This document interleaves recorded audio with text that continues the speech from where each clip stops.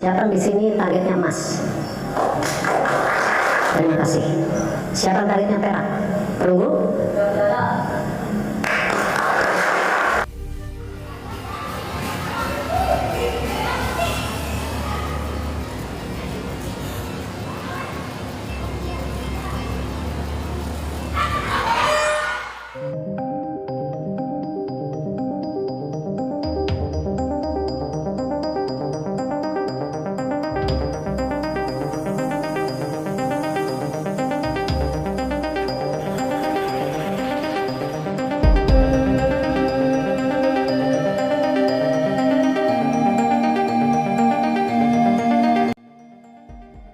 Atlet Indonesia borong semua cabang olahraga SEA Games 2025 dan tinggalkan tetangga yang berada di ranking bawah.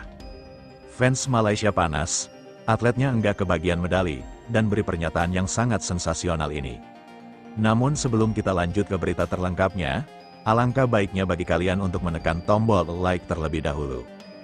Dan yang belum subscribe, tolong subscribe channel ini dulu. Karena satu like dan satu subscribe dari kalian itu ternyata bisa menambah pundi-pundi pahala untuk kalian. Dan bagi orang baik yang sudah subscribe dan like channel ini, saya pribadi ucapkan terima kasih dan yuk, langsung saja kita ke pembahasannya. Simak informasi yang akan buat kalian tercengang berikut ini. SEA Games 2025 resmi dimulai dan sejak detik pertama satu hal langsung terasa jelas.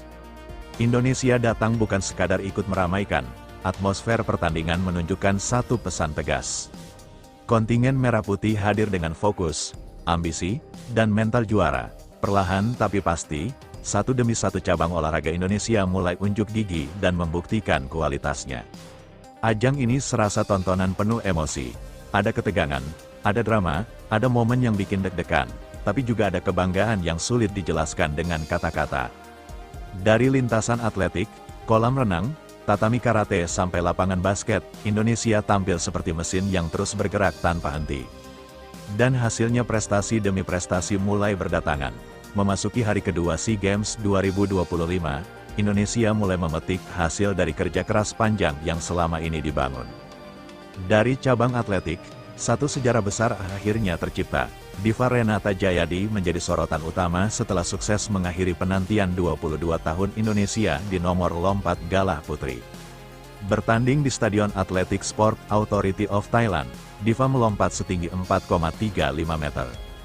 Sebuah catatan luar biasa yang bukan hanya mengantarkannya meraih emas, tetapi juga memecahkan rekor nasional dan sekaligus mencetak rekor baru SEA Games.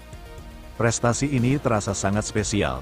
Terakhir kali Indonesia meraih emas di nomor ini adalah pada tahun 2003, kini 2 dekade lebih berlalu. Diva datang dan menutup penantian itu dengan cara yang sempurna. Manajer tim atletik PB Pasi Mustara Musa menegaskan bahwa keberhasilan Diva merupakan buah dari pembinaan jangka panjang yang konsisten. Secara teknik matang, secara mental kuat Diva tampil nyaris tanpa celah.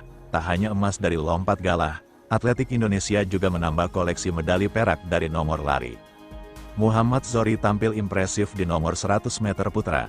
Meski harus puas di posisi kedua dengan waktu 10,25 detik, selisihnya sangat tipis dan menjadi bukti bahwa sprinter Indonesia masih sangat kompetitif di level Asia Tenggara. Beralih ke cabang renang, dominasi Indonesia terasa semakin nyata. Masnia Wolf kembali menunjukkan kelasnya sebagai ratu gaya punggung. Di final 50 meter gaya punggung putri, ia tampil percaya diri sejak start dan langsung memimpin lomba hingga finish. Catatan waktu 28,80 detik cukup untuk mengamankan emas dan mengukuhkan statusnya sebagai salah satu perenang terbaik di kawasan ini. Tak berhenti di situ, Jason Donovan Yusuf ikut mencuri perhatian di nomor 100 meter gaya punggung putra. Tampil tanpa beban, Jason justru melesat cepat dan finish pertama dengan waktu 55,8 detik. Emas di debut SEA Games yang langsung mencuri decak kagum. Dominasi Indonesia semakin lengkap ketika Farel Armandio Tangkas turut naik podium meraih perak. Kolam renang benar-benar menjadi panggung kejayaan Merah Putih. Dari air kita beralih ke tatami. Cabang karate kembali menyumbangkan emas melalui Leika Al-Humaira Lubis di kelas 58 kg putri. Leika tampil tenang, presisi, dan sangat terkontrol. Di partai final melawan wakil Laos, ia bermain sabar namun efektif hingga akhirnya menang 2-0 dan memastikan emas ke-7 untuk Indonesia.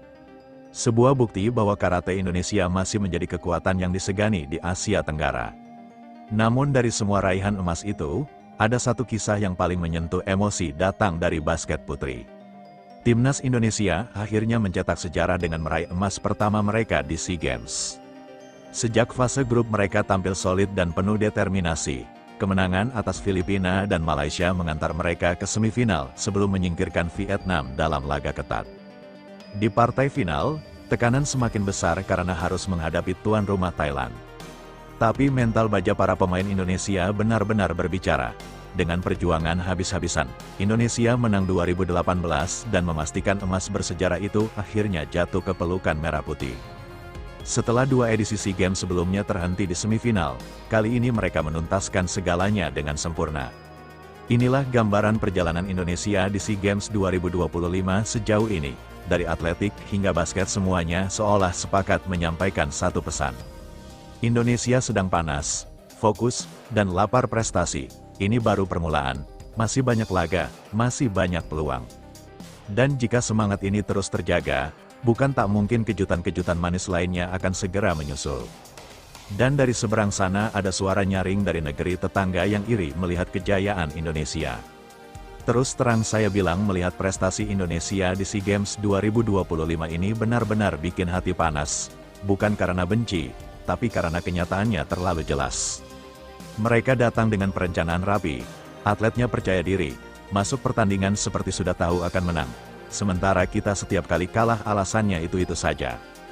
Kalau tidak mulai berubah dari sekarang, jarak ini akan makin jauh dan kita cuma jadi pelengkap jadwal. Setiap hari buka berita SEA Games yang muncul cuma nama Indonesia. Emas di sini, emas di sana, rekor terus pecah. Atlet kita sekadar bertahan lalu menghilang. Saya tidak sepenuhnya menyalahkan atlet karena sistem kita memang tidak membantu mereka jadi juara. Indonesia membangun atlet bertahun-tahun. Kita maunya hasil cepat tapi usahanya setengah-setengah. Tidak bisa dipungkiri, Indonesia memang sudah satu level di atas sekarang. Atletik, renang, karate, basket, semua mereka kuasai. Kita masih berharap pada 1-2 cabang saja. Saat gagal langsung sunyi.